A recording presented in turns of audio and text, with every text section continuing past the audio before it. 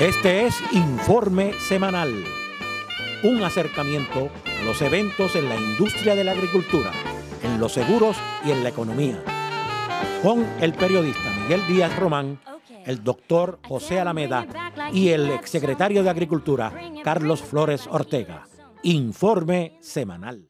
Buenos días a los seguidores de Informe Semanal. Esta semana vamos a estar discutiendo con el presidente de Antilles Insurance Company, Jaime González Portilla, unas recomendaciones que hace, ¿verdad?, importantes para los dueños de condominios y de apartamentos en condominios y edificios, ¿verdad? Porque todos los edificios en Puerto Rico se van a tener que recertificar, ¿verdad?, a la luz de un nuevo reglamento que pretende que, ¿verdad?, que estas estructuras estén rehabilitadas, fuertes, para resistir movimientos sísmicos y también vientos huracanados, ¿verdad? De manera que con estas nuevas regulaciones que van a entrar en vigor pronto, los dueños de estas estructuras y las juntas de condóminos van a tener que incurrir en unos gastos económicos, ¿verdad? Porque hay que hacerles unas rehabilitaciones a muchas estructuras, ¿verdad?, en la medida de que sean antiguas, ¿verdad?, incluyendo también nuevas, porque no siempre los edificios nuevos están debidamente construidos. Hay que rehabilitarlos, hay que atenderles determinadas fallos que tienen en las estructuras, y eso va a costar dinero. Entonces Jaime ha hecho unas recomendaciones que las vamos a discutir con él aquí, ¿verdad? También estaremos hablando con el exsecretario de Agricultura, Carlos Flores Ortega, sobre una propuesta que ha hecho el presidente de la Cámara junto con otros legisladores para que sea la legislatura la que determine el precio del café. Bueno, de eso vamos a estar hablando con Carlos. También estaremos hablando con Carlos una reciente decisión, ¿verdad?, que hubo en el Tribunal Federal, que le pone un interdicto al Departamento de Agricultura relacionada ese interdicto con las inspecciones de pollo importado. Un issue que ha ocurrido en el pasado, ¿verdad?, y que nuevamente tiene una secuela en esta administración de Ramón González Beiró, que no aprendió la lección que ha ocurrido en el pasado, porque esta no es la primera vez que esto ocurre, ¿verdad? De eso también vamos a estar hablando, y entonces también estaremos hablando de las implicaciones que tiene una multa que le impuso el secretario de Agricultura a un ganadero en un momento cuando ese ganadero estuvo en una vista pública haciendo unos señalamientos sobre la gestión que ha hecho el secretario con respecto a la industria lechera. O sea, la multa fue emitida el mismo día que ese ganadero criticó al secretario. El secretario estaba sentado junto a él en esa vista y yo estuve allí. Bueno, allí, antes de entrar de lleno en los temas, quiero hacer 3 comentarios breves. El primero que quiero hacer es que hay un caso interesante, ¿verdad? Es que Robert Kennedy Jr., ¿verdad? El hijo, el sobrino, ¿verdad?, del presidente John F. Kennedy, que fue asesinado en Texas hace muchos años atrás, ha dicho por primera vez, esto lo han dicho muchas personas, pero que lo dijera un miembro de la familia Kennedy es para mí lo importante aquí. Él ha dicho que la CIA estuvo detrás de la muerte de su tío. There's a 60-year cover-up. The Warren Commission was run by Alan Dulles, who was the head of the CIA, who my uncle fired. Congress found that, it was a plot. It was a conspiracy. There were multiple people involved. ¿Verdad? Interesante por demás que este hombre lo dijera. De hecho, este individuo, ¿verdad?, que es senador, él es candidato, ¿verdad?, a la presidencia de los Estados Unidos de manera independiente. O sea, los Kennedys tradicionalmente siempre han sido demócratas y él se ha desafiliado del Partido Demócrata para presentarse en una candidatura independiente que puede tener algún impacto, no mucho, pero algún impacto puede tener, ¿verdad?, en los votos del Partido Demócrata. No sabemos exactamente hasta qué punto. Robert Kennedy se ha también destacado por hacer manifestaciones un tanto controversiales sobre el uso de las vacunas, ¿verdad? Él ha alegado que las vacunas le pueden provocar a los niños autismo. Luego lo negó en una vista pública en el Senado. Pues este señor ha dicho, ¿verdad?, que la CIA estuvo detrás de la muerte de su tío. Interesante esto que lo diga él, ¿verdad? Él también ha dicho que Lyndon B. Johnson, que era el vicepresidente en aquel momento, formó parte del encubrimiento del asesinato. Eso lo dijo él también, ¿verdad? Y también ha dicho que hay 2 individuos, ¿verdad?, en aquel momento que participaron en el asesinato, ¿verdad?, porque alegadamente su tío los votó en algún momento, que fueron Allen Dulles, que en aquel momento era el director de la CIA, y su hermano John Foster Dulles, que era secretario de Estado. Eso lo ha dicho él. Interesante por demás esto en este contexto, porque próximamente van a haber varias series de televisión donde van a examinar todo este asunto del asesinato del expresidente John F. Kennedy. Bueno, ese es el primer comentario. El segundo comentario que quiero hacer, ¿verdad?, es que sobre este asunto que está ocurriendo en Israel, ¿verdad? Ayer el presidente Joe Biden hizo unas manifestaciones desde la oficina oval donde dijo 2 cosas importantes. La primera es que está pidiendo dinero, mucho dinero, estamos hablando de más de $100,000 millones para aportarle a la guerra de Ucrania, al gobierno de Ucrania, y para aportar, entre otras cosas, al gobierno de Israel, ¿verdad? Dijo el presidente que lo que se estuviera haciendo ahora en estos 2 conflictos van a determinar la política exterior y el futuro de los próximos 10 años.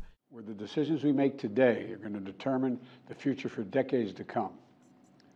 That's what I'd like to talk with you about tonight. You know, early this morning I returned from Israel. They tell me I'm the first American president to travel there during the war. I met with the Prime Minister and members of his cabinet. And most movingly, I met with Israelis who had personally lived through horrific horror of the attack by Hamas on the 7th of October. More than 1,300 people slaughtered in Israel, including at least 32 American citizens. Scores of innocents, from infants to the elderly grandparents. Israelis, Americans taken hostage. As I told the families of Americans being held captive by Hamas, we're pursuing every avenue to bring their loved ones home. As president, there is no higher priority for me than the safety of Americans held hostage. Es una manifestación importante, ¿verdad? Porque en el contexto de que en el Medio Oriente en este momento hay 2 portaaviones, ¿verdad?, norteamericanos, uno de ellos el más avanzado de esa fuerza naval. Entonces, lo importante de esta situación es que ayer, ¿verdad?, esos barcos norteamericanos interceptaron 3 misiles que iban dirigidos desde Yemen hacia Israel, ¿verdad? Entonces, es el primer encuentro verdaderamente militar de la Fuerza Naval Norteamericana en este conflicto, ¿verdad?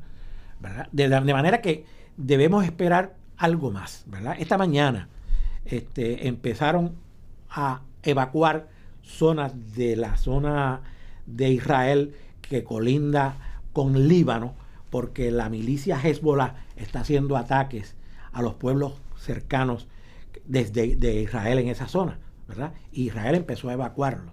De manera que debemos de esperar también que allí se abra un frente militar en esa zona con el Líbano. Además del frente que hay en Gaza, este frente en esta parte del Líbano. Y luego, esto que pasó también ayer, ¿verdad?, que es la interceptación de estos misiles que vienen desde Yemen, ¿verdad? Pero, ¿cuál es el verdadero trasfondo de todo esto? El verdadero trasfondo de todo esto es la injerencia de Irán como el precursor financiero de todas estas fuerzas, de estas milicias que están opuestas a Israel, ¿verdad? Así que estamos viviendo momentos históricos, sin duda, ¿verdad? Esto no ha terminado y lo que pueda pasar de hoy en el futuro va a escribir la historia, ¿verdad?, de lo que puede ocurrir en los próximos 10 años, como bien dijo el presidente. De manera que esos 2 portaaviones que han mandado los Estados Unidos allí no están allí para meter miedo, ¿verdad? Están allí para actuar. Y esas cosas pueden ocurrir en los próximos días, ¿verdad? Y ver en qué medida Irán puede ser señalado como el culpable de esto y qué cosas pueden ocurrir, ¿verdad? Además de que dentro de Gaza hay una lucha terrible porque, como yo he dicho en otros programas, y esto es público, ¿verdad?, es que Hamas ha creado toda una red de túneles subterráneos en Gaza que Israel nunca ha podido penetrar, ¿verdad? Y allí es que están los rehenes, parte de ellos metidos en esos túneles, de manera que vamos a ver ahí también un tipo de guerra urbana que va a ser cruenta, me imagino yo. Todo esto en el contexto de que Netanyahu, que es el primer ministro de Israel, está siendo acosado, ¿verdad? En la medida de que se le ve como responsable de todo esto que ha ocurrido allí, especialmente porque hubo un momento en Israel que hubo de oposición de parte de sectores de la milicia y de la policía a una reforma que estaba proponiendo Netanyahu en Israel para que desde la legislatura se pudiesen objetar decisiones del Tribunal Supremo de Israel. Allí hay una fuerte oposición a esa medida de Netanyahu y bueno, pues Netanyahu está siendo observado terriblemente, de manera que no debemos dudar de que también la posición de Netanyahu sufra en los próximos años como resultado de todo esto que ha ocurrido. Estamos hablando de que Israel es una democracia, ¿verdad? Pero donde tiene también una gran injerencia las visiones religiosas, ¿verdad? Allí se han pasado leyes para decir a través de la legislatura, ¿verdad?, cómo se deben de confeccionar el pan que se distribuye en los hospitales. Y ha sido fuente de debate. Si en un plato de un restaurante donde estaba Netanyahu almorzando en Francia había residuos de langosta, porque los judíos tienen prohibido por razones religiosas comer mariscos. Y eso ha sido fuente de debate allí. De manera que debemos de esperar también sorpresas en ese sentido allá en Israel. Bueno, el tercer tema que quiero discutir rápidamente es que en el caso de Georgia, donde se le imputaba a 19 personas, incluyendo al expresidente Donald Trump, intentar manipular las elecciones, ¿verdad?, de Georgia, del estado de Georgia, ya hay 2 personas que se han declarado culpables, ¿verdad? Ayer se declaró culpable Cindy Powell, que es una abogada, ¿verdad?, que había estado en el círculo íntimo del presidente mientras estuvo en la Casa Blanca. De hecho, el mismo círculo del presidente la fue esquineando, como decimos en Puerto Rico, porque ella tenía unas posiciones bastante exageradas con respecto al asunto del robo de votos, ¿verdad? Bueno, pues Cindy Powell se declaró culpable de conspirar, ¿verdad?, para manipular las máquinas electorales allá en Georgia. Interesante por demás. Ya se había declarado culpable el señor Scott Hall, ¿verdad? Hay un video de Scott Hall donde él entra en una zona restringida con la intención de manipular las máquinas electorales de Georgia. Él aceptó culpabilidad, ¿verdad?, en ese cargo. De manera que estamos viendo aquí ya el inicio, ¿verdad?, de un derrumbe de todos los acusados en este caso con Donald Trump. Y esto no quiere decir que Donald Trump vaya a ser encontrado culpable de esto, ¿verdad? Estas cosas, pues, pueden haber muchos casos, ¿verdad?, en que las personas se declaren culpables y el principal acusado pues entonces no se encuentre culpable, que fue el caso, por ejemplo, del exgobernador Aníbal Acevedo Vilá en Puerto Rico. Todos se declararon culpables, menos él, y el jurado no le encontró culpable a él. Bueno, así que veremos a ver en qué ocurre esto. Bueno, vamos a hablar ahora con Jaime González Portilla. Buenos días, Jaime, ¿cómo te encuentras? Buenos días, Miguel, gracias por la invitación. Oye, Jaime, has hecho una columna interesante sobre unas recomendaciones, ¿verdad?, que tienes, no para los edificios viejos, sino para todos los edificios que van a estar cobijados por estas nuevas regulaciones que se perfilan para el próximo año, a partir del próximo año, y que van a exigir, ¿verdad?, que estos edificios sean examinados, recertificados, y aquellos que necesiten ser reparados o rehabilitados, pues que se haga. Y esto va a tener unos costos económicos, y tú haces unas recomendaciones. ¿En qué consisten? Sí, pues mira, Miguel, gracias por la oportunidad. Todo esto surge, Miguel, y todos estuvimos en un foro hace poco que entiendo que tú estuviste presente con el tema del colapso del edificio del condominio en Miami. Y es que surge todo esto y como bien dice, sí, o sea, va a haber todos los edificios de más de 2.000 pies cuadrados de construcción, ¿verdad? Todos. Y hay gente que me han preguntado, mira, los condominios y son los comerciales y los residenciales. Yo digo, son todos los edificios, privados, condominios, residenciales o comerciales. que van a tener que certificarse, o sea, van a requerir una inspección, una certificación de que están, ¿verdad?, estructuralmente seguros. Y esto se tiene que hacer cada 3 años. Y eso pues va a conllevar un costo y a mí lo más que me preocupa son los condominios, ¿verdad? Porque, ¿verdad?, los edificios privados pues tendrán su fondo, ¿verdad? Si tú eres dueño de un edificio privado, pues, pero los condominios pues como bien sabes, pues no cuentan con esos presupuestos. Ok. No tengo idea, ¿verdad?, qué puede costar pero te podrás imaginar una inspección de un ingeniero. La inspección pues quizás no sea lo más caro de todo, sino pues si ese ingeniero encuentra pues unas deficiencias estructurales, pues ahí es que viene ya, si hay que corregirlas, pues vienen unos costos que pueden ser muy elevados. Y claro, estos condominios, por ejemplo, podrían estar vulnerables a estos costos. Sí, sí, sí. Digo, yo conozco de condominios viejos que se ven, las varillas a veces salen, se Total, rompe el sí, sí. empañetado, en fin, y requieren reparación y eso cuesta muchísimo. Este, Muchísimo. Y nada, obviamente hoy en día pues sabemos todos, ¿verdad?, que las cosas están apretadas, muchos de estos titulares, ¿verdad?, pues no, con consejos y titulares no cuentan con los fondos.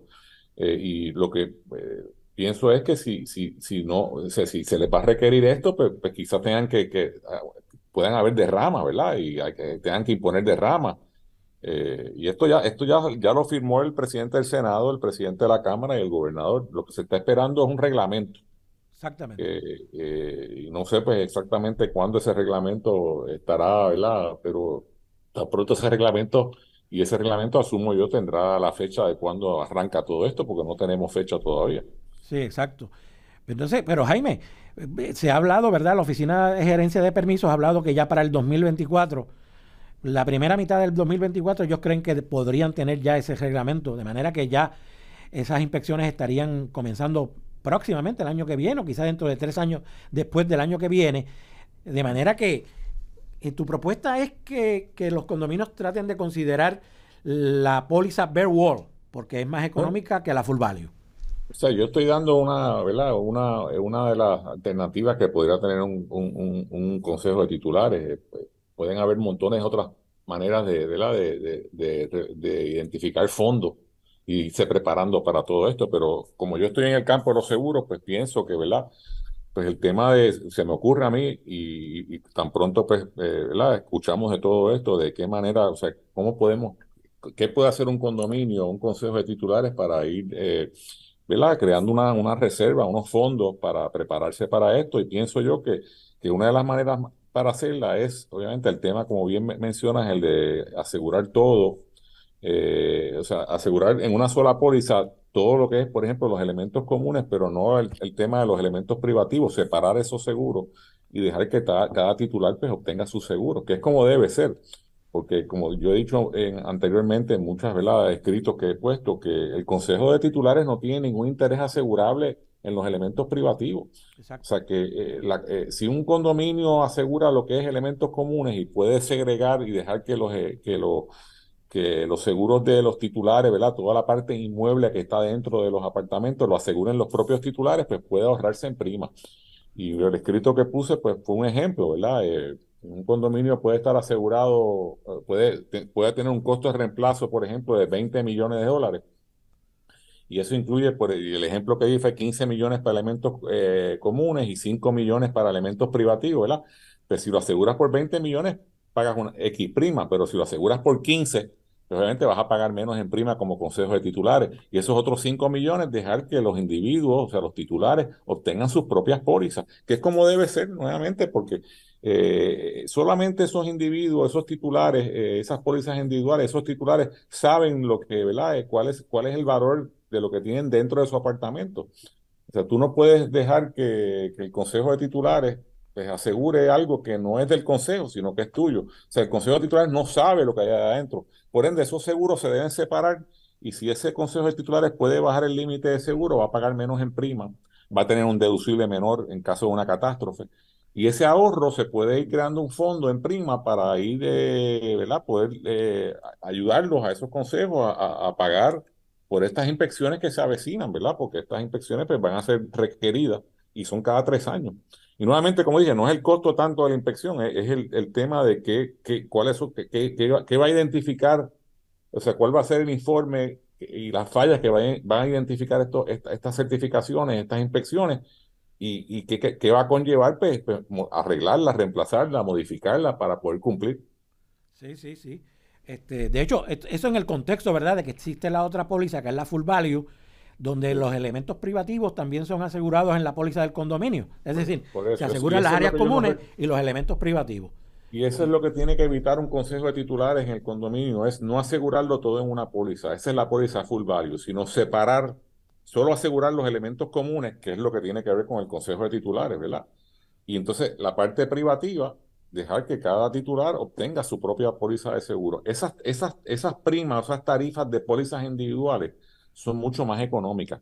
O sea, que asegurar esa misma propiedad en una póliza full value. Si tú separas los seguros y aseguras los elementos comunes, y entonces esas pólizas individuales, la tasa que pagan para asegurar la propiedad privativa es mucho más económica. O sea, que asegurar esa misma propiedad privativa en una póliza full value o de un condominio. Sí, sí, sí. Bueno, es una buena recomendación porque como va a ser certificaciones cada 3 años, sin duda va a haber un costo porque Sí, tienen que haber ingenieros que certifiquen, ¿verdad? Algún perito especial que se necesite también, porque hay momentos en que hay otros problemas que un ingeniero pues va a necesitar otro peritaje, ¿verdad? claro. Y eso tiene un costo enorme. Sí. Pero sí, el mensaje que yo le quiero llevar, ¿verdad? Con el tema de los seguros, que puede ser una de las fuentes de poder, ¿verdad? Poder pagar estas inspecciones, porque pueden haber otras que pueden hacer, otras medidas que pueden tomar los condominios, es que, como en la parte de los seguros, no dejarse llevar con que una póliza full value, asegurarlo todo bajo una póliza, le va a salir más económico. Nunca le va a salir más económico. Siempre le va a salir más caro. Y las ventajas, como bien dije, y te mencioné el tema del deducible.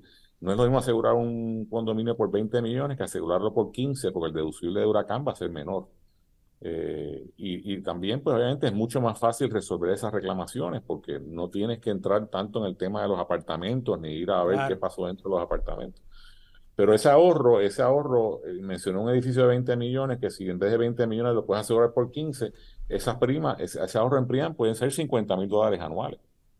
Eh, claro, tienes que sumarle el costo de los individuos y las pólizas individuales, pero como bien dije, esas pólizas son mucho más económicas. O sea que a la larga el condominio puede ir creando un pote para ir creando una reserva de fondos para poder pagar estas inspecciones que se nos avecinan. Sí, sí, interesante, ¿verdad? Me parece muy oportuna la recomendación porque el debate que se dio ese día en la actividad que mencionaste, uno de los elementos que se tocó era cómo financiar el asunto, ¿verdad? De las inspecciones y de la rehabilitación que muchos condominios van a necesitar. Se habló en Correcto. un momento de dar exenciones contributivas en contribuciones a la propiedad. Incluso se habló de ofrecer a los condominios préstamos sin intereses, pero eso, Bien, eso lo tiene que decir la banca, no es claro. eh, Claro, sesiones contributivas, pues tú sabes que eso tiene, pues, es Hacienda. O sea, yo pienso que ya los condominios se deben ir preparando, digo, y obviamente son todos los edificios, porque están los edificios privados también, pero los condominios me parece a mí que son los más vulnerables y qué mejor manera de ir preparándose desde ahora que en la prima anual de seguro de poder pagar menos. ¿Y cómo pagas menos? Pues separando los seguros entre elementos comunes y elementos privativos. sí, Y nuevamente estamos aquí a la disposición. Si algún agente o corredor les indica lo contrario, estamos a la mejor disposición. Nos puede llamar y yo con gusto puedo hablar con el agente, con el corredor, con el titular, porque la verdad es que las ventajas son, no solamente en lo económico, en el tema de primas, sino las ventajas de resoluciones de reclamaciones. Imagínate, es como tú decir, es como si tuvieses un carro, un seguro para un carro, y dejar que otra persona te lo asegure. O sea, tú eres dueño de un carro y vas a dejar que el consejo de titulares te asegure el carro, ¿no? tú aseguras el carro, tú aseguras los baños, tú aseguras tus pisos, ¿verdad? Todo lo que tienes dentro de tu apartamento, eso lo debe asegurar el propio titular. Y esas tasas, esas primas son mucho más económicas que asegurar esa misma propiedad en una póliza full value de condominio. Muy bien. Y la resolución, obviamente, como dije, en una reclamación, lo que queremos es que los seguros te paguen. Sí. Y, Jaime, ¿dónde te pueden llamar? ¿A qué teléfono te pueden me llamar? pueden llamar al 787-474-4900. 4900. En Sí. Antilles. Muy Y bien. con gusto les puedo hablar de todo esto. Hay montones de ventajas de por qué le conviene más a un consejo de titulares separar los seguros. No solamente en cuanto a prima se refiere, sino montones de otras ventajas que les puedo mencionar. Y la más importante creo que es la resolución de las reclamaciones, es mucho más fácil. Pero el tema que estamos hablando hoy, Miguel, es el tema de ir creando un fondo, ¿verdad? Y esa es en la parte de los seguros, pienso yo que por ahí puede el condominio ir ahorrando anualmente para estos gastos que va a tener en un futuro. Sí, me parece muy oportuna. Bueno, porque Jaime, lo que se contempla es que aquellos condominios que requieran rehabilitación, se le va a dar un término, que me parece que es 5 años, eso fue lo que se habló, ¿verdad? Sí. Todavía no tenemos la versión final de ese reglamento, pero si son 5 años para atender las rehabilitaciones, y si no se atendieran esas rehabilitaciones, pues entonces se podría decretar el desalojo del Claro. edificio. Multas, desalojos, sí. Y tú sabes que muchos de estos condominios, Miguel, son condominios que son viejos. O sea, aquí tenemos muchos condominios de la década de 60, 70 que ya están, o sea, que hay que inspeccionarlos. Nuevamente, todo eso surge, como bien mencioné, por el tema de lo que pasó en Miami con el colapso. Sí, pues muy bien, Jaime, me parece muy oportuna la recomendación tuya. Me imagino yo, ¿verdad?, que las personas que siguen Informe Semanal van a estar atentos a lo que has planteado y me imagino que te llamarán con algún tipo de interrogante sobre esto, porque sí, hay un problema, ¿verdad? De hecho, en la actividad se planteó que cuando llegue el momento de hacer las derramas es que se va a saber la verdad, porque mucha gente pues no va a poder tener los recursos económicos para empezar a aportar X cantidad de dinero para hacer un fondo. De manera que la recomendación tuya es que desde ahora ese fondo se vaya nutriendo con los ahorros, ¿verdad?, que se logre a través de la póliza Verworld. Eso es correcto. Muy bien. Gracias, Jaime, por tu aportación en el día de hoy y estaremos atentos Gracias, a estos Miguel, temas. gracias por la oportunidad. Muy bien. Bueno, Buen día. continuamos en Informe Semanal, ¿verdad? Hay que decir que Informe Semanal llega a ustedes por la aportación del Museo del Café, Café Don Pello, el Hospital Veterinario San Francisco de Asís en Atillo y por la procesadora de leche Suiza Dairy. Vamos a un mensaje y regresamos en un instante. Se cumplen 80 años de sabor y nutrición. Alimentando familias en cada generación. Son 80 el son de Suiza. Y así lo vamos a celebrar. Son 80 el 8 son de décadas Suiza. llevando nutrición y calidad. Son 80 el son de Suiza. Desde el abuelo hasta el jovencito. Son 80 el Suiza son sigue de alimentando el corazón de Puerto Rico. Bueno, continuamos con Informe Semanal. Buenos días, Carlos, ¿cómo te encuentras? Buenos días, Miguel. Buenos días. Estamos muy bien, muy contentos. Había unas zonas en Puerto Rico que estaban bien secas, necesitábamos lluvia y hoy está lloviendo un poquito, por lo menos en el área para los ñames. Así que estamos contentos por eso. Ok, muy bien. Oye, Carlos, la legislatura está considerando un proyecto de ley, la Cámara de Representantes, radicado por el presidente de la Cámara, Tatito Hernández, y por el representante Rivera Segarra, que es el presidente de la Comisión de Hacienda, que básicamente lo que dice es, fundamentalmente, es que se le transfiere, ¿verdad?, del Departamento de Agricultura y de DACO el poder de determinar cuál es el precio del café a la legislatura. Es decir, que los legisladores son los que van a determinar el precio del café. ¿Qué te parece ese proyecto, Carlos? Bueno, para mí, primero, Miguel, eso es una pérdida de tiempo y un razonamiento bien pobre de lo que realmente está ocurriendo o necesita la industria del café. Esto yo creo que es un proyecto más para la grada, es un proyecto más para crear algún tipo de atención, pero eso no tiene ni pie ni cabeza. Lo que están proponiendo, inclusive, ya está legislado. Ya hay un proyecto que es lo que se llama el proyecto la ley número 78. La ley número 78 del 27 de julio del 2019, que fue reciente, es lo que se llama la ley de la Oficina de Cafés de Puerto Rico. Esa ley prácticamente cubre todo lo que están haciendo o queriendo hacer estos legisladores y adjudicándolo ellos como que son los que lo van a hacer. Fíjate que lo que dice la legislatura en este proyecto de ley es que le van a quitar la autoridad a las agencias que tienen el peritaje, o sea, Agricultura y al DACO, a fijar precios, que tienen que ir la legislatura a llevar los planteamientos para la legislatura decidir y tomar, ¿verdad? Darle instrucciones a la agencia de si se sube o no se baja el precio del café. Cuando no han podido hacerlo fácil, se van a meter en lo difícil.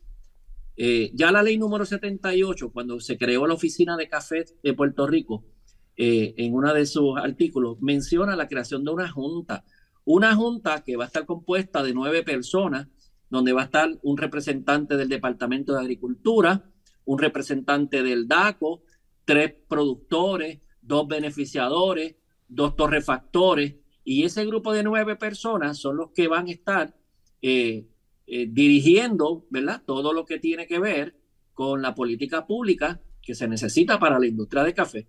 Esa ley también provee para que todos los programas que están ahora de forma desarticulada dentro del Departamento de Agricultura y quizá otra agencia estén bajo el mismo techo, bajo la Oficina de Cafés. Esa oficina también provee para que se incentive y se utilice parte de los fondos que se cobran del arbitrio del café, dígase unos 50 centavos por libra importado, para nutrir esa oficina, pero no para gastos administrativos, sino para fomento de más producción y la exportación de los cafés especiales. O sea, yo creo que los legisladores, lo primero que tienen que hacer antes de sentarse a escribir leyes es ver cuáles son las leyes que ya están aprobadas, que todavía no se han puesto en función, como esta, que fue tan reciente como en el 2019, y ponerlas a funcionar en vez de estar inventando y haciendo cosas que no tienen que ver unas con las otras. Ahí están haciendo una mezcla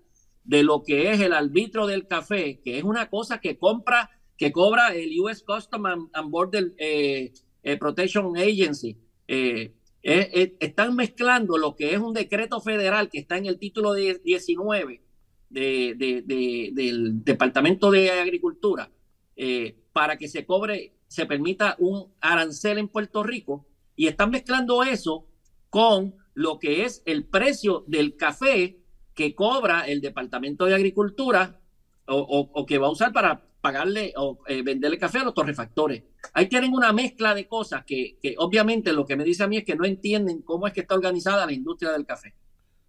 Yo creo que ese proyecto no va para ningún lado. Yo estuve hablando como 8 o 9 caficultores en estos días, entre productores, beneficiadores y torrefactores, y todos están en brote, porque la realidad es que nadie fue consultado, ninguno de ellos tiene expectativas de que eso vaya a funcionar, y mucho menos estando en control de la legislatura, cuando eso debe de estar en control, como hasta el 2008, que fue cuando se hizo el último estudio de fijación de precios, donde estaba Agricultura, donde estaba DACO, la universidad participaba y todos los componentes de la industria. O sea, fuera de ahí, ¿quiénes son los que más saben de café?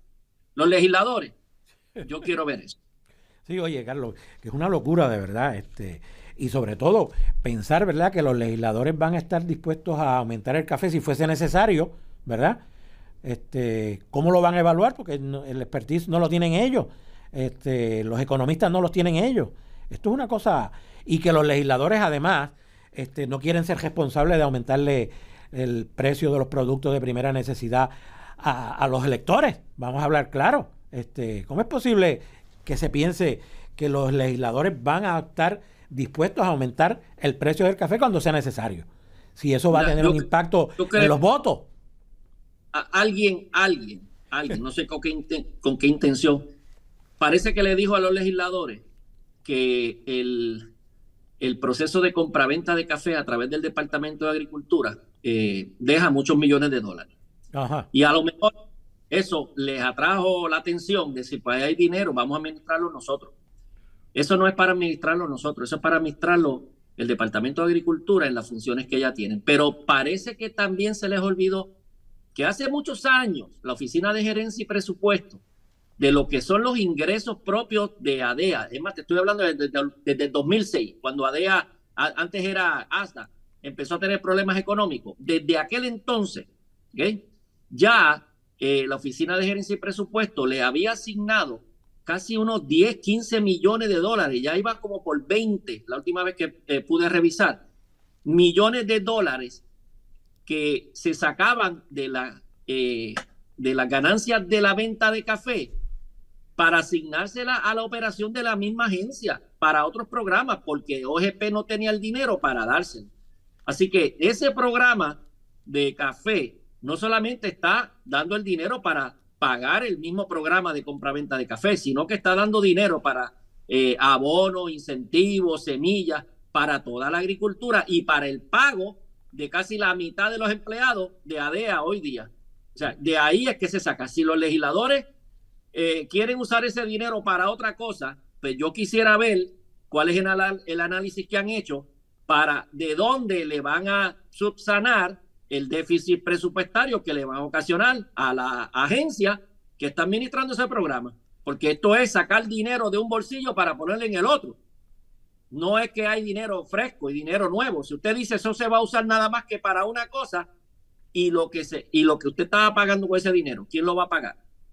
O sea, sí. Es que esto no tiene razón de ser, o no se orientaron bien. Y otra cosa, Miguel, yo no estoy tan seguro si todo el Departamento de Agricultura está recibiendo lo que se recoge por el arbitrio del café, porque en el 2014, 2015, el gobernador Alejandro García Padilla y quien era el secretario de Hacienda en aquel momento, que era Zaragoza, ellos por decreto decidieron, y en un acuerdo que hicieron con US Customs, que el dinero que estaba entrando a Hacienda por el arbitrio de ese café se quedara en Hacienda y se le remitiera a la agencia federal ICE, que era la agencia que estaba haciendo esfuerzos para la guerra contra las drogas. Y claro, le habían dicho al gobernador que ellos podían aumentar la capacidad de sus operaciones, pero necesitaban asignación de dinero. ¿Y de dónde lo sacaron? Calladito, por decreto, de la cuenta de café. Por eso es que cuando yo hice transferencia, ¿verdad?, con la secretaria Mirna Coma, que ella me dio, ¿verdad?, los balances y me dijo, tienes una situación que atender urgentemente y es ir a buscar los más o menos 9 millones de dólares que nos debe US Customs por el café. Pues casi después de 2 años de estar allí en el departamento, finalmente descubrimos, porque lo dijo el mismo director del programa, que no nos debía nada porque había un acuerdo de García Padilla y Zaragoza para que ese dinero se usara para el ICE, y con eso ellos compraron guaguas, equipos, tecnología para la guerra contra las drogas. ¿Pero dónde lo sacaron? De la cuenta de café de los agricultores puertorriqueños. Así que yo quisiera saber si los legisladores saben eso, cuánto dinero se está recibiendo por concepto del arbitrio de café, y ese dinero va a Hacienda y de Hacienda se remite a FIDA, y FIDA se nutre de los arbitrios de la caña, que eso siempre han existido, ¿verdad?, del azúcar, y el del café, que era el que le habían quitado. Así que todo eso está en el guiso que se está cocinando, y me gustaría saber si los legisladores tienen conocimiento de eso, porque eso no aparece en la exposición motivos del proyecto de ley, y sencillamente lo que están diciendo es, nosotros vamos a administrar ese dinero y vamos a decidir si se sube o se baja para que los consumidores no se perjudiquen. Sí, Carlos, por eso yo digo que es para las gradas. Ese dinero es porque lo que dispone la reglamentación federal es que el único que puede importar café a Puerto Rico sin pagar el arbitrio son el gobierno de Puerto Rico y el Departamento de Agricultura Federal, ¿verdad?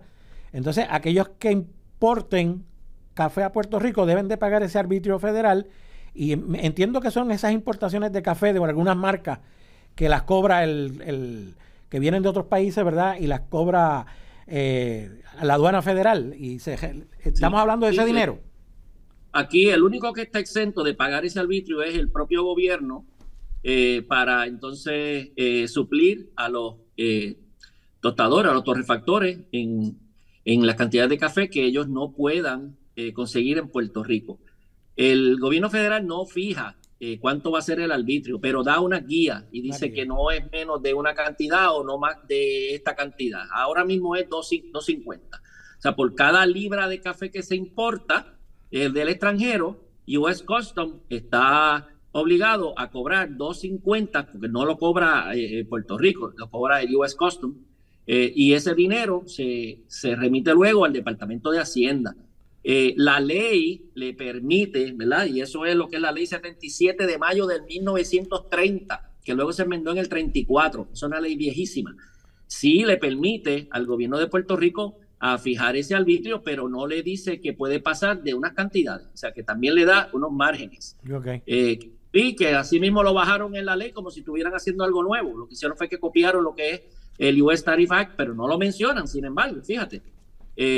Y la realidad es que ese arbitrio pues se está cobrando tanto en lo que es el café que marcas comerciales traen de cualquier país y lo venden más caro en Puerto Rico porque van a pagar el arbitrio. Y de esa manera, ese dinero que cobra por el arbitrio el gobierno de Puerto Rico es el que se emite a FIDA.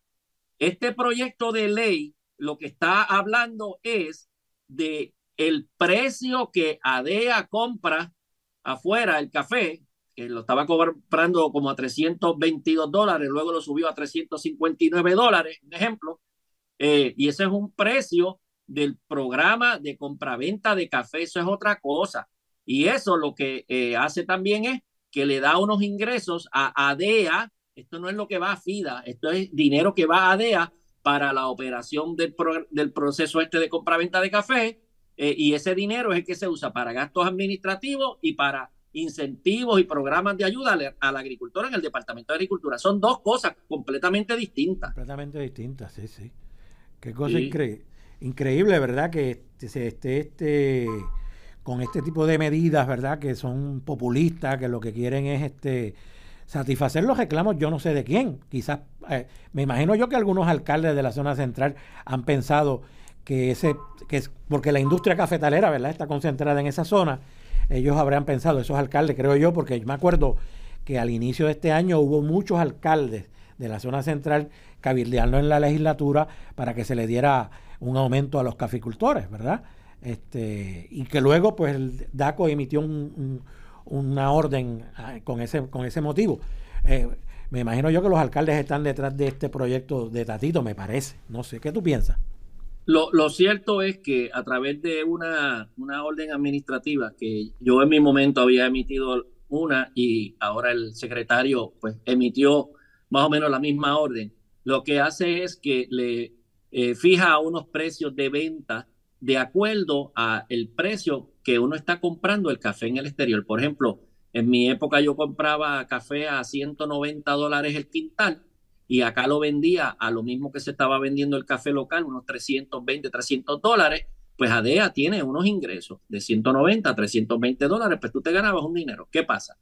En el exterior, ¿verdad? Por los efectos de cambio climático, por problemas que otros países están teniendo con mano de obra también, situaciones que bajaron la producción, el café subió de precio. Pues ya entonces ADEA no lo podía comprar a $190, lo estaba comprando casi a 300 y pico de dólares, casi lo mismo que lo vendía acá o hasta más. Por lo tanto, ya no tenía esa ganancia. Y eso es lo que entonces motiva al secretario de Agricultura a subir el precio del café importado para que ADEA no dejara de recibir dinero. O sea, pero quien va a pagar eso finalmente es el consumidor, porque tú estás comprando un café de afuera. La realidad es que el 80% del café que estamos consumiendo en Puerto Rico viene de afuera. O sea, nosotros no estamos produciendo ni el 20% de la demanda de café en este momento. O sea que de forma obligatoria tenemos que importar café. Y en la medida que se suba más ese precio de ese café importado, ¿verdad? Porque lo vas a comprar más barato, pero lo vas a subir aquí para que ADEA gane dinero, el gobierno gane dinero, pero lo van a pagar los consumidores. De hecho, la orden administrativa que está vigente, tiene el café local, se va a vender, creo que es a unos $379 por ahí, 359, $379. Pero los productores locales no lo están vendiendo a ese precio, lo están vendiendo sobre $400, $500, porque no le da los $379, eso no le da para los costos de producción. Así que muchos de ellos tienen café almacenado, porque yo sé de algunos que lo han vendido, café de buena calidad, café primera, de hasta $800. Pero dentro de lo que es la cantidad de café que tengan primera, que puedan venderla a $800, $700, y un café segunda, pues está por ahí por los $400, casi $500. Eso es lo que los agricultores están exigiendo por su café. Acuérdate que también... Estamos hablando del quintal, ¿verdad? Estamos hablando del quintal. Del quintal de café. Antes al agricultor pues le pagaba, eso iba por $3, $7, $5, $7, ya se estaba pagando $14 el almud, ¿verdad? Pero ahora mismo los agricultores le están pagando hasta $18 al obrero por coger un almud de café. O sea que todo esto es una cadena. Si tú necesitas traer más gente para que cojan el café, le tienes que pagar más, pues ese café, ese quintal de café te va a costar más producirlo, ¿verdad? Para tú tener un quintal de café oro listo para tostar, tú necesitas 22 almudes de café uva o 616 libras de café uva. O sea, esto es casi 6-1 y cuesta mucho dinero producir eso. Así que hay una realidad. En Puerto Rico el café es más costoso. Nosotros, no hay nadie en el mundo que le esté pagando a los obreros, a los cogedores de café, lo que nosotros le pagamos. 5 veces más de lo que ellos pueden cobrar en cualquier parte del mundo. Pues eso es una realidad. Nosotros tenemos aquí obreros que pagamos bien pago porque es así y están escasos. De hecho, por eso es que muchos productores, los grandes, los que pueden y pueden entrar dentro de esta dinámica, están ahora recurriendo a mano de obra importada. Yo he visitado fincas donde hay colombianos, nicaragüenses, hondureños, y están dando el promedio porque vienen a coger café. Pero esa gente está súper contenta porque jamás le iban a pagar el café como se lo pagan en su país. Aquí es mucho más. Sí. Así que hay cosas que la legislatura debe sentarse a, primero, que visiten una finca de café, que yo creo que esa gente no ha visitado ni una finca de café. Vamos a empezar por lo básico. Antes de usted sentarse detrás de un escritorio a decirle a un ayudante que escriba un proyecto de ley haciendo paste and copy de 2 o 3 cosas, analicen bien lo que están haciendo. Analicen. Yo sé, porque yo estuve en la legislatura, yo fui director de comisión y yo sé a veces la chapucería que hacen muchos legisladores por tratar de complacer las voces de sus constituyentes. Pero sale legislación buena y sale legislación mala. En este caso, este es un proyecto malo. Este es un proyecto que está sacando del medio a las 2 agencias principales que tienen que velar por ley, por constitución, el desarrollo de unas empresas, y la legislatura ahora lo saca a ellos de la parte más importante, que es las fijaciones de precios y lo que tiene que ver con los aspectos económicos dentro de esa industria. O sea, como que no hace sentido esto. Sí. Oye, Carlos, que me he enterado, porque he estado hablando con gente de la industria del café, de que alegadamente pues la orden administrativa que firmó Torres Montalvo, que termina, ¿verdad?, a final de este año,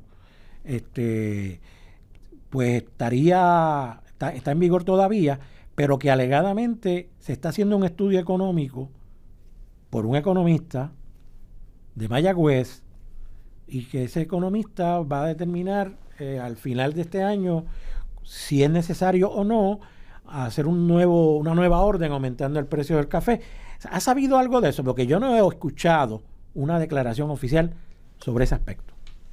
Yo no tengo conocimiento, no me consta de que se esté haciendo tal estudio como lo dicta la ley y la ley orgánica de DACO también, como lo ordena según se hizo el último, que era para el 2008, si mal no recuerdo. Ya hay un reglamento, hay una ley para eso. Si no se ha hecho ninguna que vaya por encima de eso, pues tenemos que seguir lo que está vigente. No podemos ponernos a inventar. Y ese grupo de trabajo que una de las personas que más ha trabajado con esos grupos, Carmen Álamo, que se retiró de la estación experimental, y Carlos Lasanta de DACO. Ellos saben que esto es un proceso bien metódico. Todos los años, cuando se hacen esos estudios, hay que salir a buscar una muestra de productores, una muestra de beneficiadores, una muestra de torrefactores, hacer todos los análisis, todos los cálculos, las encuestas que se hacen. Esto es una cosa bien metódica y luego viene, después de los informes y lo que se encuentra ahí, pasa por un proceso de vista donde todos tienen la oportunidad de aportar a esa información y luego entonces que se emiten unas recomendaciones. Esto toma tiempo, estos son procesos que toman más de 6 meses desde que se comienza. Esto no se hace en una computadora ajustando data, como fue lo que se intentó hacer a principios de cuatrenio y no funcionó. Entonces le costó el puesto a un secretario y el que vino fue más listo y dijo: yo me voy a la mitad, pues yo voy a hacer una orden temporera, y se quedó por ahí. Pero realmente no se están atendiendo las cosas que se deben atender. Ya están las normas para hacerlo. ¿Por qué la insistencia de hacerlo de una forma distinta si siempre ha funcionado de la otra manera? Hay un refrán, ¿verdad?, en inglés que dice: if it isn't broken, don't touch it. Si no está roto, dañado, pues no lo cambien. No lo cambien. Sigan haciendo cosas que funcionan y póngalas a funcionar. Eso es lo menos que se espera. Oye, Carlos, esta semana salió a relucir, ¿verdad?, que el Departamento de Agricultura pues recibió un revés en el Tribunal Federal el pasado mes de julio, cuando allí se emitió un interdicto permanente contra las inspecciones de pollo importado que realizaba el Departamento de Agricultura contra la empresa Northwestern Selecta, que es un importador de alimentos, incluyendo carnes y mariscos, ¿verdad? El interdicto favorece a Northwestern Selecta, pero es aplicable a cualquier otra empresa, ¿verdad?, que sufra las mismas inspecciones por las mismas razones que la estaba sufriendo Northwestern Selecta. Ellos alegaban que se le estaba aplicando 2 artículos del reglamento 8, específicamente uno, donde se exigía una etiqueta, una expresión en una etiqueta a las importaciones de pollo, y era que este pollo podía estar congelado o refrigerado. Esa era la disposición que se permite en el gobierno federal. Pero en el reglamento 8 en Puerto Rico, pues, o debía de decir congelado o refrigerado. O sea, divididas las dos. Y como no estaban de esas dos maneras, pues entonces detenían la distribución del embarque de pollo congelado que llegaba de Estados Unidos, ¿verdad? Otra disposición era que debía estar un inspector presente al momento en que llegaban estos furgones a las instalaciones del importador y se abría. Muchas veces el inspector llegaba tarde, ¿verdad?, y ya la empresa había abierto el furgón y inmediatamente ahí el inspector detenía la distribución del producto. Esto realmente es un poco alarmante, ¿verdad?, porque la empresa estaba alegando que tenía problemas porque muchos inspectores, porque el Departamento de Agricultura no tiene los inspectores suficientes o no llegaban a tiempo, y por logísticas de la empresa privada, pues habría que abrir los furgones y distribuirlos inmediatamente, porque estamos hablando de producto perecedero que está congelado, ¿verdad?, y que va perdiendo días de vida. ¿Qué te parece toda esta situación? Pues la noticia que me sorprendería, Miguel, realmente sería que el Departamento de Agricultura ganó un caso. Eso para mí sería, wow, eso es noticia. Pero lo que estamos acostumbrados ahora es escuchar que el Departamento de Agricultura pierde todos los casos en que se mete. Y algunos se meten sabiendo que los van a perder. En este caso, ahí hay lo que es preemption, hay campo ocupado federal.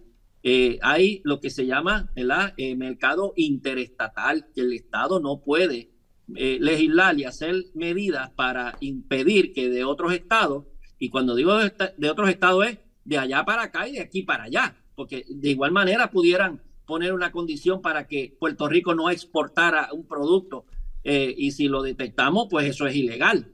En este caso, lo que se hace es que la regla federal determina que se puede mercadear pollo, ya sea refrigerado o congelado. En el transporte, en las vías de transporte, ellos pueden usar los dos métodos y usted tiene que dejar que eso entre.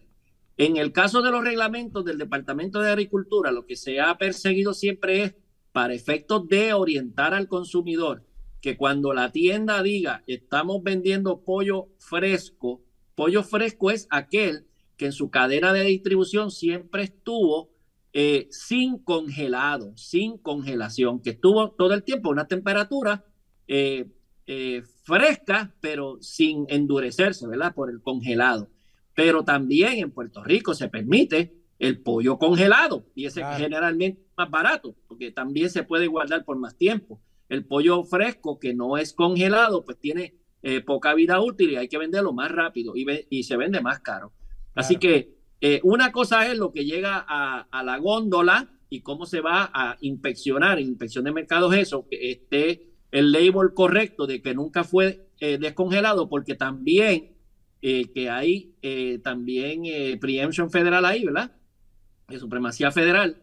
Ellos no permiten que haya descongelamiento del pollo frisado, congelado, para convertirlo en carne fresca. Eso también está protegido dentro de la reglamentación federal.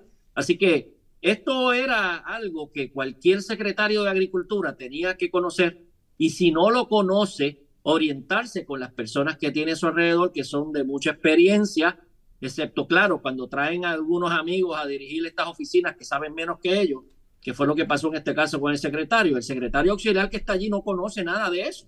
Okay. Pues entonces meten las patas, se ponen a pelear con empresas como esta, que son grandes, que tienen buenos abogados, que se van a defender, y obviamente el gobierno pues queda mal. Eso es un ups para el gobierno, pero bien buscado. Sí, y así sí, pues lo están haciendo a menudo, muy a menudo. Sí, oye, Carlos, para finalizar, ¿verdad? Bueno, pues el secretario multó al ganadero Carlos Benítez el mismo día que Carlos Benítez estuvo en una vista pública expresándose en contra del Departamento de Agricultura y de la manera como el secretario está dirigiendo la Oficina para la Reglamentación de la Industria de Lechera, porque en este momento el secretario es el administrador interino de la ORIL, ¿verdad?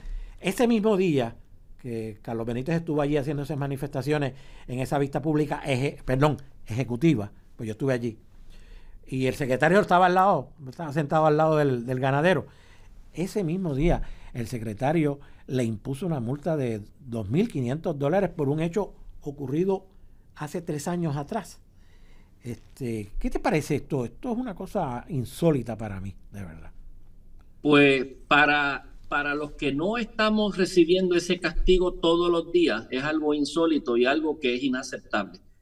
Pero Miguel, estas personas en la industria lechera están recibiendo esto todos los días, todos los días. Si tú tienes problemas con la administración, te botan leche, te envían inspectores. Aquí hay un patrón ya de abuso donde el Departamento de Agricultura está moviendo la maquinaria del Estado muchas veces en contra de productores, y cuando ellos se quejan o cuando ellos piden una reclamación o piden una revisión de caso, oye, lo que hacen es que los perjudican más todavía. Y eso es con la intención de que aquel que quiera hacer lo mismo sabe a lo que se va a tener que tener.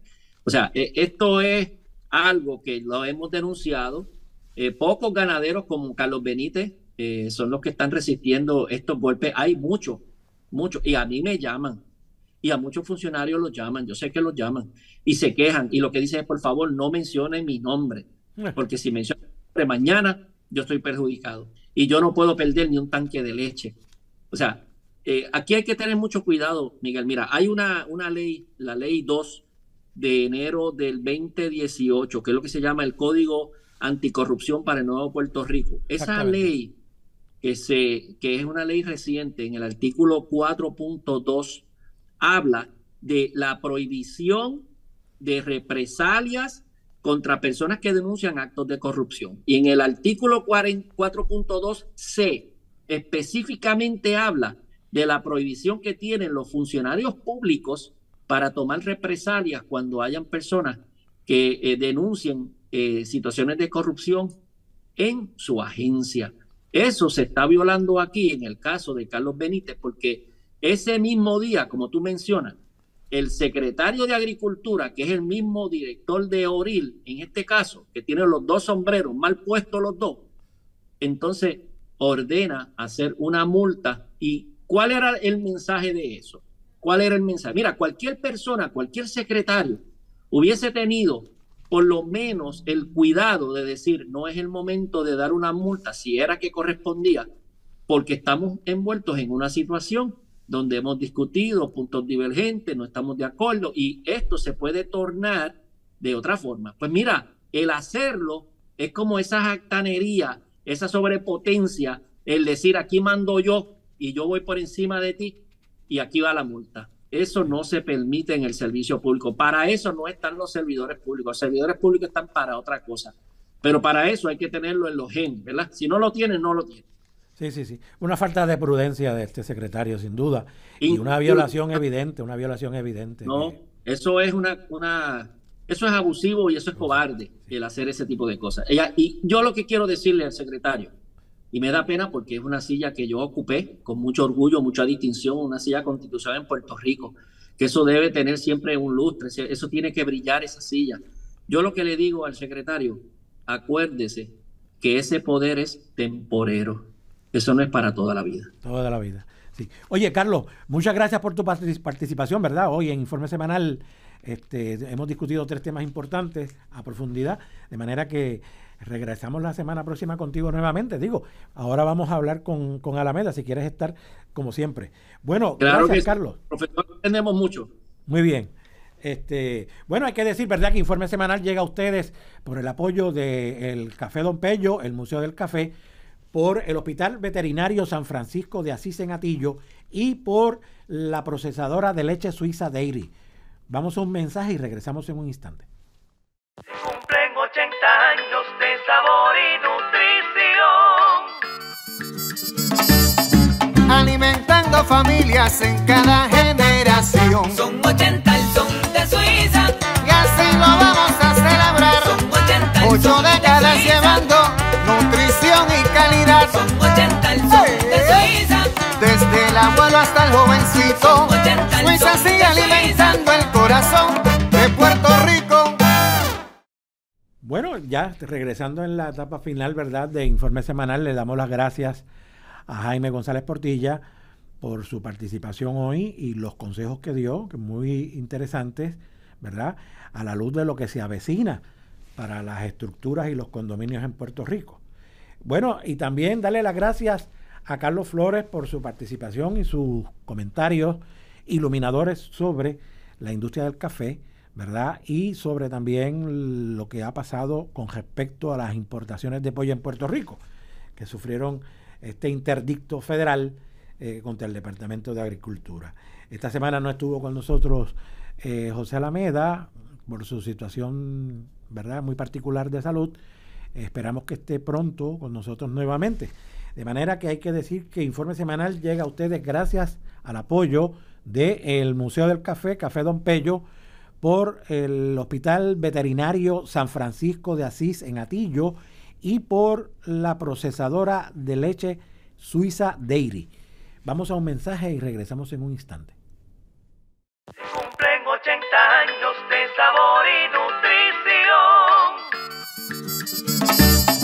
Alimentando familias en cada generación. Son 80 el son de Suiza. Y así lo vamos a celebrar. Son 80 el 8 son de décadas Suiza. llevando nutrición y calidad. Son 80 el son de Suiza. Desde el abuelo hasta el jovencito, Suiza sigue alimentando el corazón de Puerto Rico. Bueno, ya no resta más que decir gracias a todos los que nos siguen. Esperamos tener una próxima edición la semana próxima de Informe Semanal. Buenos días. Este es Informe Semanal, un acercamiento a los eventos en la industria de la agricultura, en los seguros y en la economía, con el periodista Miguel Díaz Román, el doctor José Alameda y el exsecretario de Agricultura, Carlos Flores Ortega. Informe Semanal.